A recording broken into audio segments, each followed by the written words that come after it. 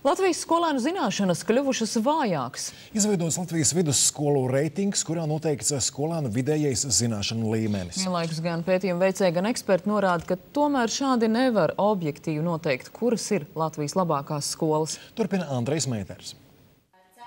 Skolu reitings veidots apkopojot vidusskolu centralizēto eksāmenu rezultātus. To veicis Draudzīga aicinājuma fonds sadarbībā ar Nordea banku. Reitinga veidotāji skolas sakārtojuši vairākās kategorijās. Ģimnāzija grupā pirmo vietu tradicionāli ieņem Rīgas valsts pirmā ģimnāzija. Par labāko pilsētu vidusskolu atzīta Rīgas 64. vidusskola. Savukārt lauku skola grupā pirmā ir Spoģu vidusskola. Skolu pārstāvi šodien Latvijas Nacionālajā operā saņēma apbalvojumus. Agenskalna valsts ģimnāzijas direktore Ināra Gaile, kuras vadītā skola no 6. vietas šogad pakāpusies uz 2., uzskata, ka panākumu pamatā ir skolēnu un skolotāju veiksmīga sadarbība. Audzēkņi ir motivēti. Viens no faktoriem ir tas, ka viņi tiešām ir ļoti motivēti un zina, ko grib dzīvē sasniegt. Un zina, kāpēc mācās Agenskalna valsts ģimnāzijā un zina, kādēļ viņiem šādi sasniegumi būs vajadzīgi. Protams, vēl varētu minēt arī to, ka skola ir ar senām tradīcijām.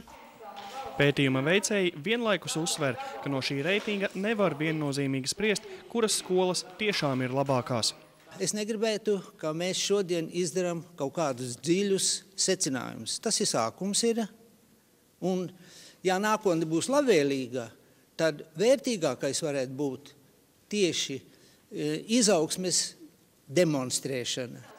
Šāds reitings ir labs solis uz priekšu, tomēr nākotnē tajā vajadzētu iekļaut arī citus faktorus, uzskata Izglītības un zinātnes ministrs Roberts Ķīlis. Vecāku apmierinātības vai kāds kritisks vērījums. Tur ir jāņem vērā progresa rādītāji, tāpēc, ka mums ir pat tagad iespējams dabūt dati, cik tur paliek uz 2. gadu, ja? Kāda ir sekmīgi gadiem ejot konkrētiem cilvēkiem, taču bērniem var izsekot, kā viņiem iet, ja, noteiktos priekšmetos. Un to pat var darīt ar esošiem datiem. Tāpat būtu jāņem vērā skolēnu veselība, skolotāju motivācija, skolas sadarbība ar kopienu un citi kritēriji, uzsver ministrs. Arī eksperti norāda, ka skolas nevajadzētu vērtēt tikai pēc centralizēto eksāmenu rezultātiem. Mēs runājam tikai par kvantitatīvo rezultātu, kas nozīmē, ka šis bērns ir sekmīgs noteikta priekšmetu grupā.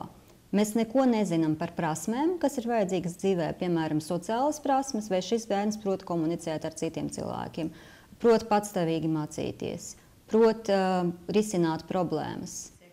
Objektīvu reitingu izveidot būtu grūti, jo jēdzienā laba skola ir ietverts ļoti daudz, un to nevienmēr var precīzi novērtēt ar statistikas metodēm, uzskata izglītības politikas pētniece. Pedagoģiem mūsdienas tiek uzskatīts, ka viss ir atkarīgs no individuālas pieejas, un ka skolotājs atkarībā no tā, vai viņš vai viņa strādā ar skolēniem individuāli vai nē, var panākt, ka klasē, piemēram, ir 2/3 sekmīgo skolēnu, vai gandrīz visi ir sekmīgi, vai arī nepanākt to, ka kaut kas mainās. Attiecīgi par šo mēs pēc reitingiem spriest nevar.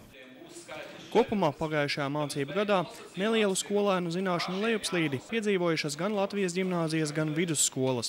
Savukārt izaugsmi sasniegušas lauku un specializētās vidusskolas. Andrejs Mēters, Aleksis Zoldners, Raits Valters, LNT.